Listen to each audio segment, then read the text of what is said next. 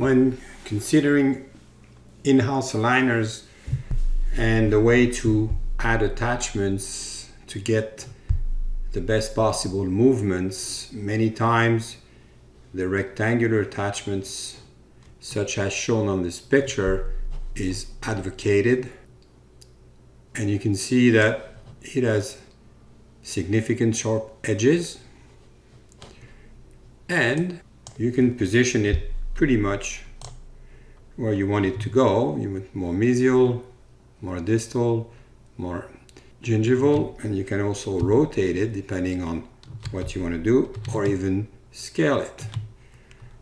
So there are many things you can do with these attachments. The problem that they have at the moment is when you design the attachment, there is a lot of stress that is concentrated, especially on the four corners right here, and the thermoplastic material may exhibit some defective or not as effective, I should say, force application due to the deformation of the plastic at these very important critical. So the stress area right here, which is at this corner and this corner and this corner and this corner, concentrate a lot of stress that is probably not appropriate for the type of movement we want.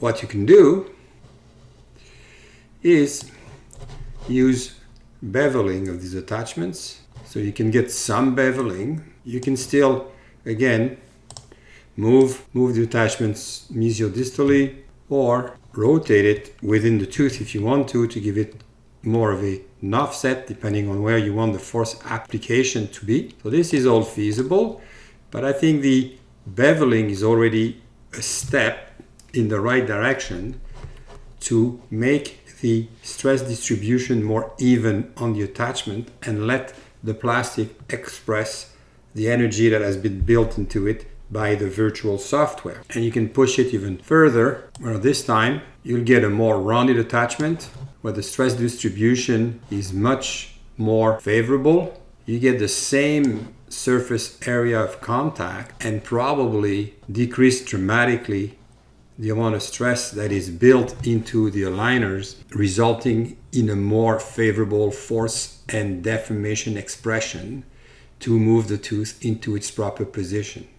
So just a supposition, but I'm just interested to have comments to see if my theory has any meaning or if it's the way it should be regarded as. So you can see here. So in conclusion, looking at the three attachments right here, you can make your decision which one you want to use. This is the most popular attachment at the moment, but I think its force distribution on the plastic, especially the thermal form plastic, is far from ideal. Should we use this type or something in between is left to be discussed and researched. Thank you.